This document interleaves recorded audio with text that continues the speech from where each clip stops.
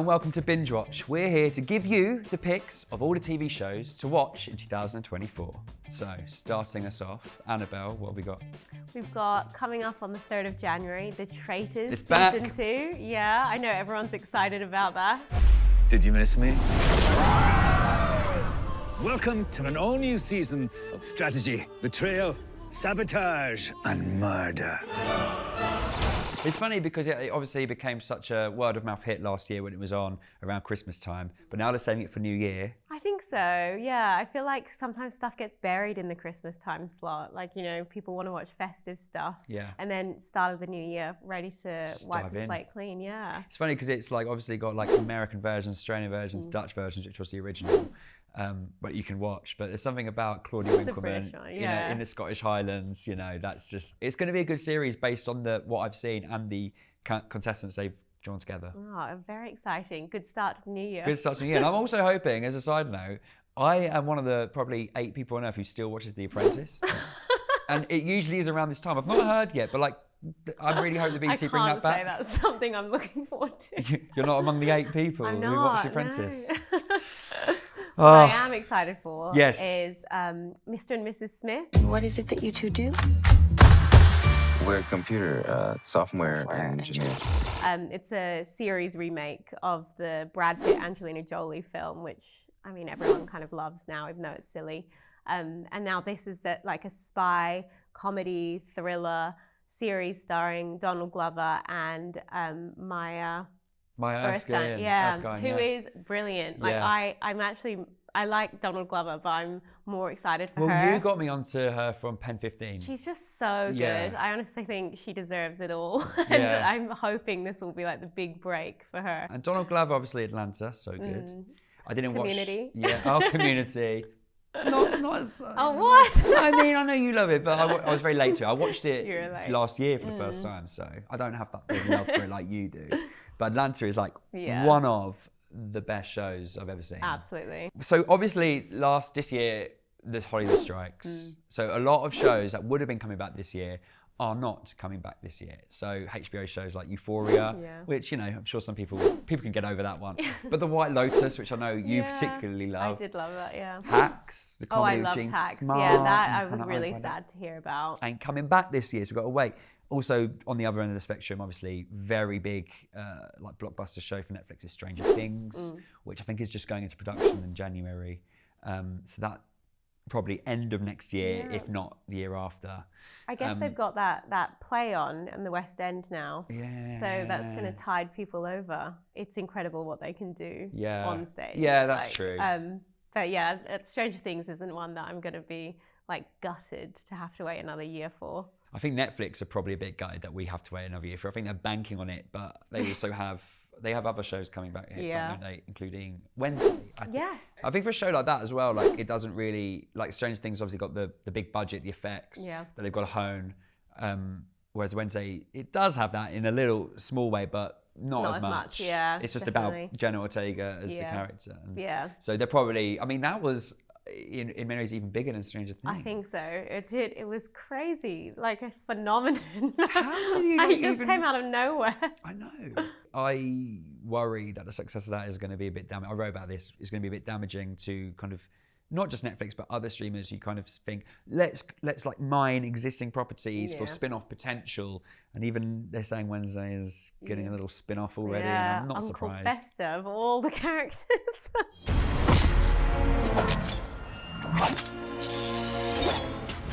Still as sharp as ever, my pigtailed protege. Uncle Fester. Fred Armisen's Uncle Fester. On paper, I it do sounds like quite him good. as an actor. All right, I'm kind of sold on that. So is there, looking ahead to 2024, are there any other shows that you're particularly hyped for? Yeah, I mean, definitely House of the Dragon Season 2. No war so bloody as a war between dragons. I know there were some, skeptics, but I actually really enjoyed Season 1, and I feel like it left off in a place that was really exciting. Yeah, I'm hoping, like you say, there will be just like more shocks and stuff, like Game of Thrones, like early Game of Thrones level of shocks, like Red Wedding style shock. And I wasn't by any stretch a huge Game of Thrones fan, so I think they did a good job with it. And I'm happy that avoided the delay because of the strikes, and that'll be silver summer, lining, right? Yeah. I'm really excited for Man of the Moment, Andrew Scott. Oh yeah, love him. Back to his first Oscar nomination, I reckon. Yeah. For All of Us Strangers. Which was brilliant. It was, I mean, I loved his performance in it more than I loved the film. Yeah. But it is a moving film, and the nomination would be deserved. I think that's a good idea. Don't scare you. No? You were crying your eyes out. I was crying. But he's ready to bring his kind of creepy side, playing Tom Ripley in Ripley, which is obviously an adaptation of Patricia Highsmith's The Talented Mr. Ripley, which in itself was a film directed by Anthony Minghella in the 90s, played by Matt Damon. Yeah, another set of big shoes to fill. Huge shoes to fill. I think that film, though, lends itself to like a mini series. Definitely. I don't know why. All of the exotic locations and stuff, it could be a nice little. If it was released early in the year, it could be like nice, like balm to the winter. Yeah, but, and I can imagine Andrew Scott will be really good in that role as well. Absolutely. Like, I think he can do it all, but that role in particular. Yeah, and I think he will bring something different to it than Matt Damon brought as well. Another one you were excited about was One Day. I've seen the film. Yeah. It's good. The Anne Hathaway Anne one. Hathaway film. Yeah. I think it's Jim Sturgis as well, based on a David Nichols book. But it's the casting, when the trailer came out, that I was like, the casting directors have absolutely nailed this. Yeah. So it's Leo Woodall, who played like the nephew in White Lotus season 2. Yeah. And Amber Commod, who people will know from This Is Going to Hurt. Oh yeah, of course, yeah. She was brilliant in that show. That's the Ben Whishaw show for anyone who doesn't remember. Absolutely brilliant. Yeah, so I see the casting and I'm sold. Yeah. So the casting directors have done a really stand-up job already. already. Is it a mini-series? I think it's a mini-series. Yeah, and that's on Netflix. It's going to be on Netflix. We're giving Netflix a lot of press, but they do have a lot of stuff coming out. They do. Actually, not a TV show, but coming out on Netflix in the new year is The Kitchen, which is Daniel Kaluuya's directorial debut. Starring Kane Robinson from Top Boy. Good morning. This is the Lou Kitchen, live and direct. It's like, I don't know how to describe it. It's like post-apocalyptic, post-apocalyptic, like dystopian thriller. But yeah, that's coming out, which will be exciting. Like, we love Apple TV Plus here. Yeah. We've always fly the flag for them. Yeah. Talking of flying the flag, Masters of the Air. It's a new show starting in January, and it's like a war. It's a World War II drama starring like Barry Keoghan, Austin Butler. Two men of the moment, and Callum Turner, who's in the new Clooney. He's got a big January. He's in the new George Clooney film, The Boys in the Boat. And it's Ncuti Gatwa's got a very small role in it, from what I see as well. But it's the new show produced by Spielberg and Tom Hanks after Band of Brothers and The Pacific. You are in charge of 35 planes and 350 air crewmen. Don't you die on me before I get over there. So it's got that Yeah, I mean, people big love name. those shows. So I'm hoping Masters of the Air levels up, especially Band of Brothers, which is just elite. I haven't seen that. Another Apple TV. Do you know if Severance is coming back? I should bloody hope so. Yeah. Surely. Yeah. It's rolled around. So that was last spring, like spring 2022, I reckon. Yeah. We've waited long enough. I know. So if it isn't coming back, should we pick it? Yeah. Yeah, get it coming back. That was a great show though, wasn't it? Brilliant. I think that was Apple TV's like first massive hit, and it was and the finale of that was one of the best episodes of TV I've seen in like the last 3 years. One Apple TV show I really hope is coming back next year, and there's no date yet, but I don't see why it wouldn't, is Pachinko. Oh yes. Which was great. That was on last year. I think we talked about that as one of our hidden gems or whatever, or one of our shows of the year. It's just like Apple TV have a really good output of TV at the minute. Between that and Foundation was really good this year. I don't think they'll have a new season in time for 2024, but it is confirmed to be coming back, which is great. That I really do look forward to just seeing whatever they put on there, because it could become the next massive big drama. Yeah, definitely. I feel like there's so much potential there. Sometimes it's disappointing. Yeah, like this year, they haven't had as big a year this year, but there are shows that roll out where I'm like, this is probably going to be a show that is, like in 10 years' time, is spoken about in the top 40 shows of the last 10 years lists, whereas Netflix have, kind of flash in the pan hits that don't really stand the test of time in that manner. Yeah, where's no sticking quality. Yeah, which is a shame. Speaking of no sticking quality, True Detective is coming back for I think 4th season. Now we're going to fall out. I mean, look, I love an underdog, as we always say, but season 2 of that, which everyone hated. You loved? Loved it. I did not like that. Did you not? No, I don't even think I finished it, to be honest. And then maybe it's my mistake, but after I didn't like season 2, I just kind of gave up and I didn't watch season 3 either. No, and season 2 is like a hot mess of a show that I like kind of root for because like it's fun to root for, something that's a bit of a hot mess. But as a hot mess myself, I like when people root for me. So I'm just paying it back.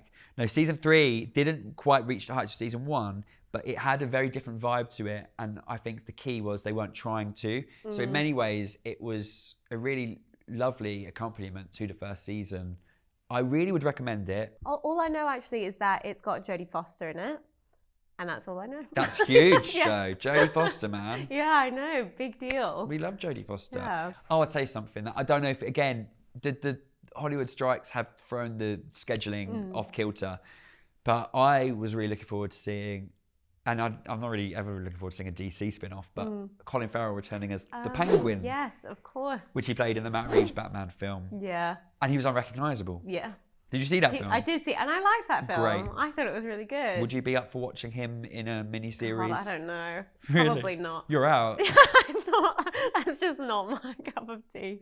I did really like the movie. Yeah. But I just feel like something focused just on the penguin. I don't know.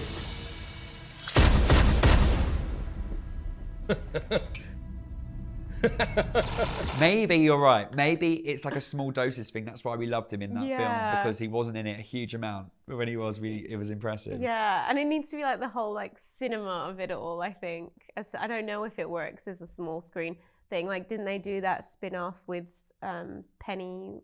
Yeah, so they've done a few over the years that were kind of like not really affiliated with the DC universe. But what they did do was Pacemaker with John Cena. Oh, yes. That James Gunn did. Yeah. Before he was hired as like the DC guy. Yeah. And people loved that. And it was okay. I think it was overblown a bit, but like it wasn't bad. And I think that's what people were expecting it to be, perhaps. Yeah. Anything else that's coming out that we can think of, or any shows that you would like to see return that you've seen this year that you'd like to see get the renewal? I know we both loved From on Sky. No, it's a great show. Has that been renewed for that has been renewed for another season. So I'm looking forward to that. That's like whenever that comes. We like that because we were into our scary shows. Yeah. And it blended like horror with just kind of drama. Good drama, yeah.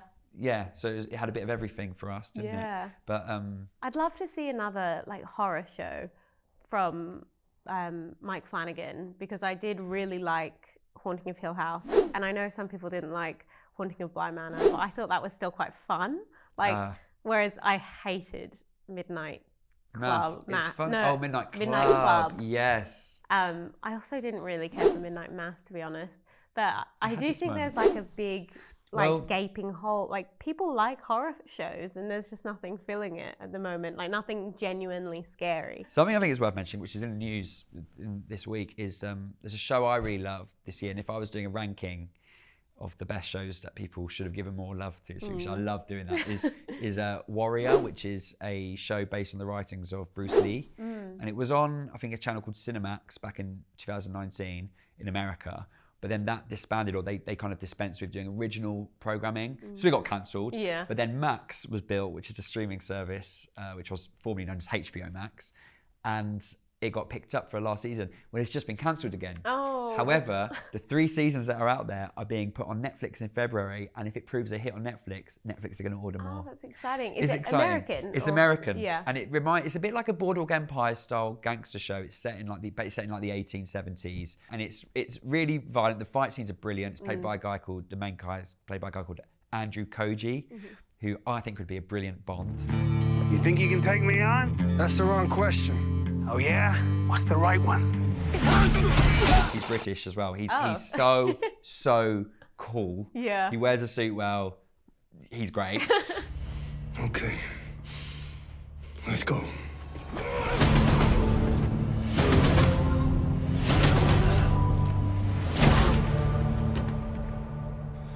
You had that the whole time? It's got a Peaky Blinders vibe. I see a lot of people call it Peaky Blinders, but I think that's actually damning with faint praise. I think Peaky Blinders is very overrated. I actually never got around to watching that. Yeah, it's like it was good, Yeah. and then it got made into a thing bigger, a bit like Stranger Things. Yeah. Call me a snob. Too big for its boots. Too big for its boots. Whereas Warrior is like, it's exactly what it is, and it's just really, it's good, man. So I when I saw it was cancelled, I was really sad. Yeah. But it's exactly the kind of show that would fit at home on Netflix. Oh yeah. So hopefully people will draw to it, and there'll be a season 4 renewal of Warrior in the new year. Speaking of, there was I don't know much about it, but 3 Body Problem, which is coming out, which is by the same guys who did Game of Thrones. DB Benioff and Vice. Yes, Or by David Benioff and DB Vice. One of them. Those guys. And I think they're trying to like bill it as the new Game of Thrones, like a massive epic sci-fi. Well, it's obviously going to get viewers, isn't it? Yeah. People hoping it's the new I think it's big an adaptation of a Chinese novel, but yeah, again, I hopefully fact checked all this. Hopefully, if they do, it becomes a hit. They don't just like end it like rushed because they've got another big paycheck from somewhere else. Sorry, Benioff and Vice, but that's exactly what happened. Well, that's like a lot there for people to tear through. Yeah. It's a lot. Yeah. Yeah, and of course, if anyone is, just is worrying, EastEnders will always be on. You can always just watch that. I've never watched it in years, but it's always there, and it's a fallback. Right, well, thank you so much for watching Binge Watch all year. We'll see you again in 2024. Like and subscribe on YouTube, and follow along for all the latest trailers and updates on Instagram and TikTok.